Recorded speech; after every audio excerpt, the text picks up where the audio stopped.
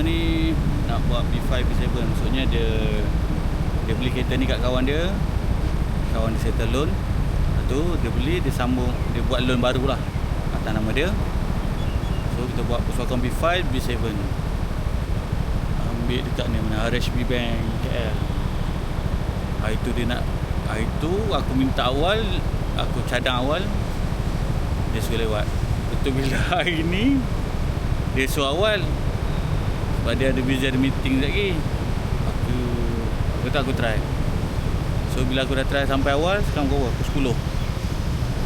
Sebab tadi dia kata pukul 10. And then aku dah sampai pukul 10:06. Betul tak jam aku?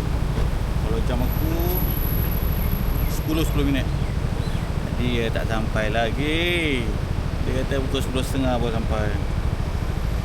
Sebab dia kata, ya betul, sorry, bagi 15 minit. Baik.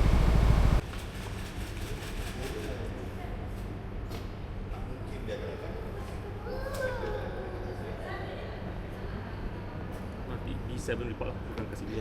Saya nak bagi dia. Itu saja B7 je untuk bank. B5, B7. B5 tu apa? B5 untuk tukar nama. B7 untuk bank. Special. Okay.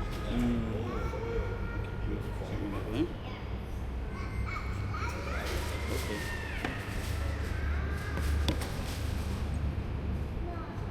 Betul lah, BQV ni 7368.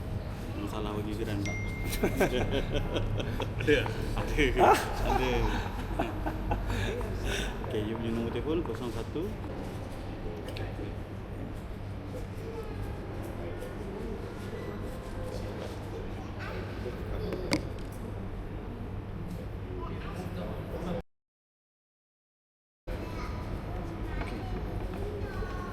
So sekarang ni saya nak submit tak boleh sebab tak pakai ni. So saya save dulu. Okey.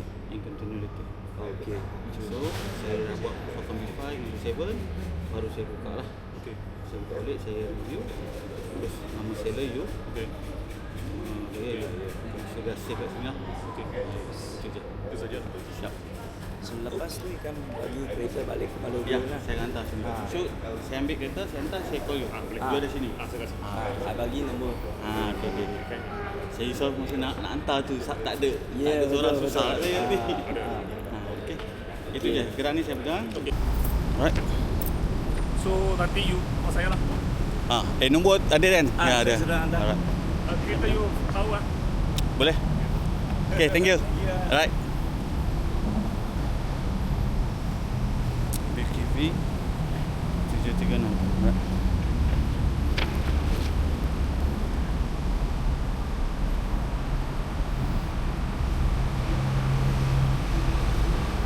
So dah settle thumbprint owner dengan buyer, kita save. Dia siap perswakan B5 dengan B7. Boleh terus approve lah.